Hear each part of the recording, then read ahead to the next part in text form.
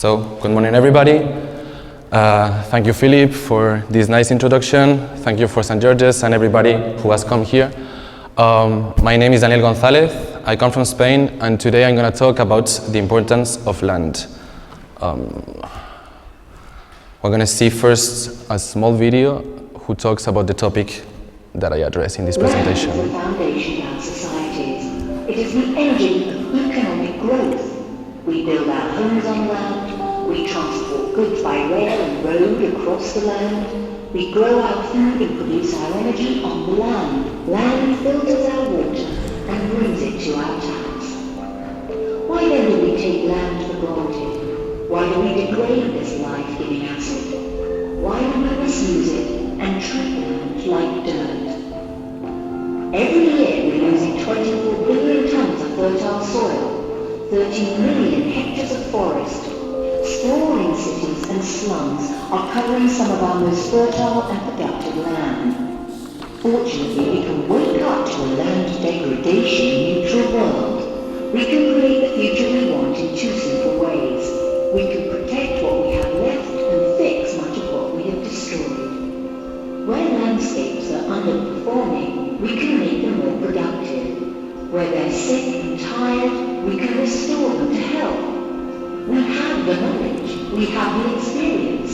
We can roll out affordable and effective practices to manage the land and its resources better. This is the way to reach the other goals on food and water security. It is how we will end poverty and deliver real climate action. Isn't it obvious that we need to take better care of our working landscapes?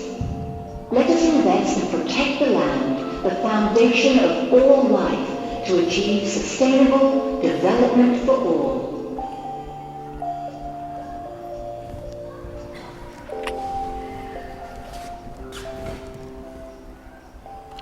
Wait, Dimi, close YouTube, please. Yes. Boom. Yes. So first of all, do you know that for human survival, there are necessary 3 basic elements that you probably know, such as oxygen, can you hear me well? Yes? Okay. Such as oxygen, water, or food.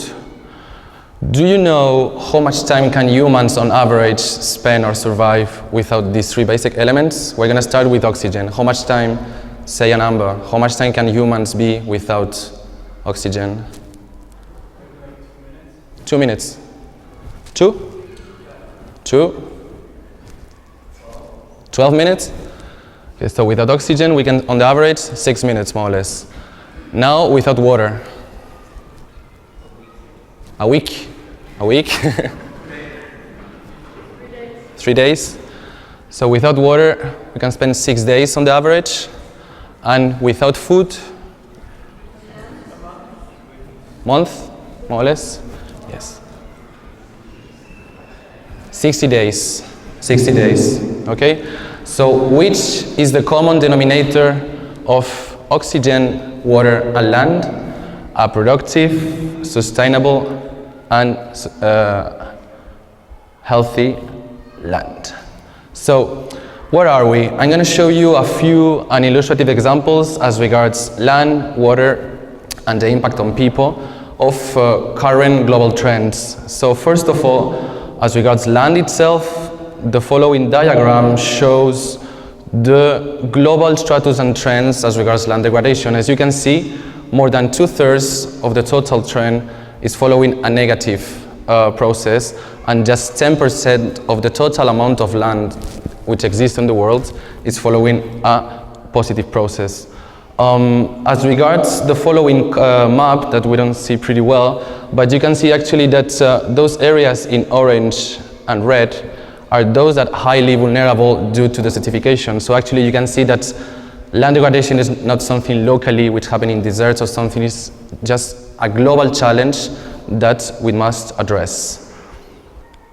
As regards the water stress due to land degradation, I'm going to show you the example of 2 water interior bodies in Central Africa, Lake Chad, and also in Central Asia, the Aral Sea. You can see the evolution of this water body from 1963 until 2007, and you see that the evolution looks like this. Then the second example, the Aral Sea in Central Asia from 1960 until 2010 has followed this evolution due to water stress. So it's not very promising, right?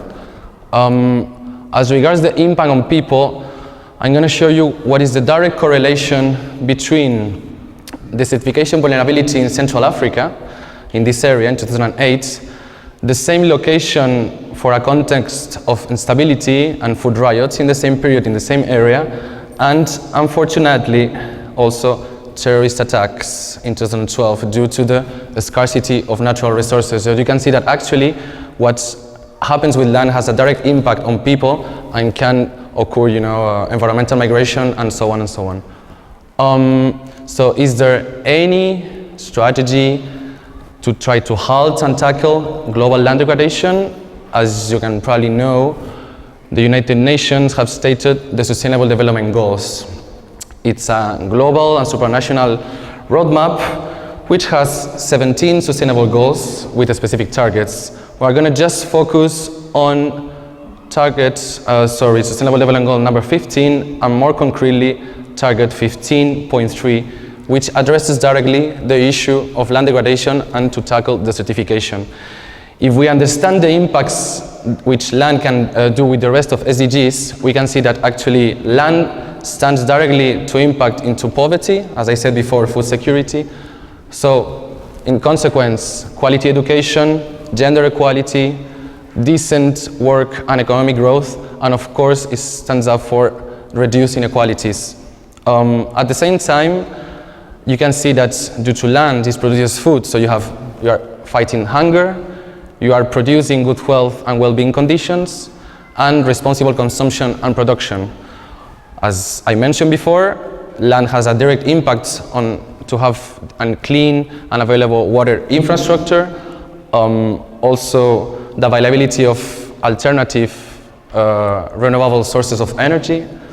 Of course, it stands up for sustainable communities and cities. Of course, it is fighting directly climate change and its effects. And at the end, it's creating inclusive and peaceful communities.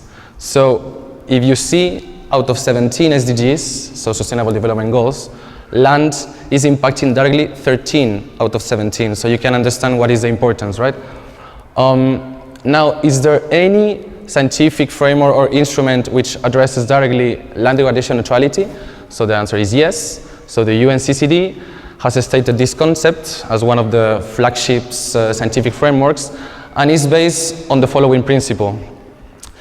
You have a piece of land A with a use 1, which is based on unsustainable practices such as monocultures, overgrazing, and so on and so forth, and contamination.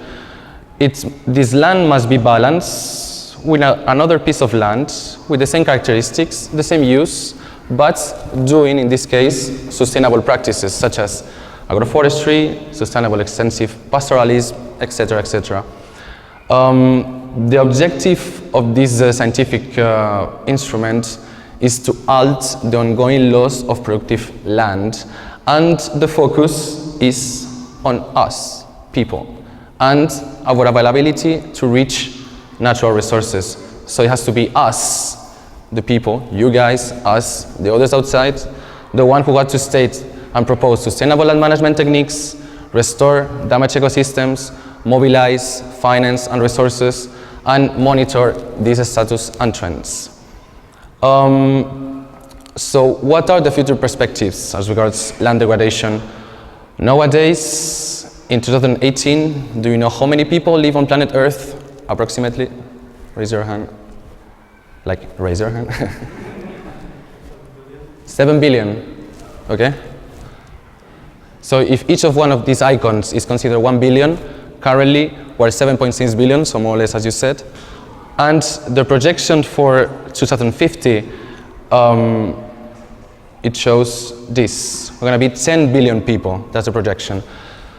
So, taking into account the number of people living in 2050, taking into account that we're losing 12 million hectares of productive land per year, taking into account that also 1.5 billion people live already in degraded lands, and taking into account that 74% of those 1 billion people are already living in poverty, there is a need to act. We must react. So it's time for action, right? So as I said, you can do it through instruments such as the UNCCD provides, land degradation neutrality. Of course, we need a genuine international cooperation, national commitment, and regional initiatives. But the most important part, everything comes from individual efforts. So these individual efforts can be an inspiration for others and can bring up these efforts to try to create the standards and generalize them.